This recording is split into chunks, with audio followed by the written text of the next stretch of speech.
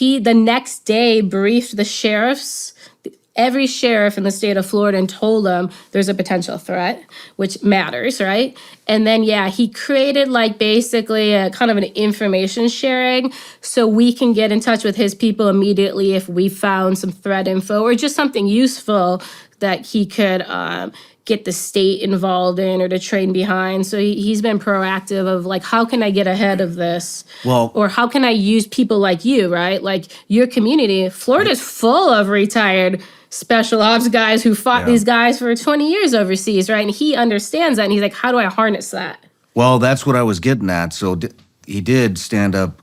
Eddie Gallagher was telling me about it. I think Scott told me about it. Well, there's a little bit, so that's slightly different, but he'll be able to utilize that. So he basically has this thing called the Florida National Guard. Mm-hmm. And the Florida National Guard is like,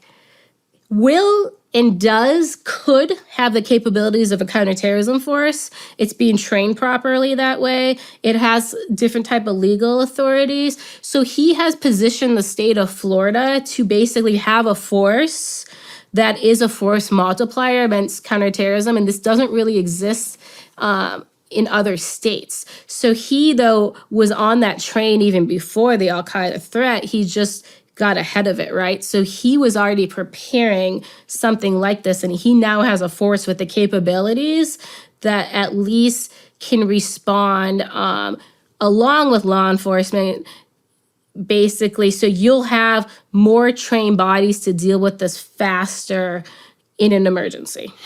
So I wonder if there's a way to get, I'm obviously very concerned about Tennessee. I wonder if there's a way to get DeSantis to have a chat with Bill Lee, the governor of Tennessee, to start standing something up like that, because I thought that was genius. In fact, I'm going to have my social media team cut a clip of that and try to target Bill Lee to get his attention about that, because there's also a ton of special operations guys, retired guys like me that are out now that live in Tennessee, and that would be...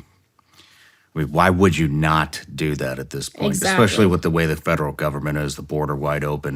No one's coming to save you. Yeah, exactly. It's true. Scott's book. And you really should have someone come on, because my summary of the Florida National Guard was probably horrible, and they're probably going to sit and watch us and like, she doesn't even know what we do, right? We do way more than that. So you should have someone come on and actually talk about it, because I think it would be interesting for people to see, hey, there are other models out there. People are being creative and innovative on this. States need to take a look at this.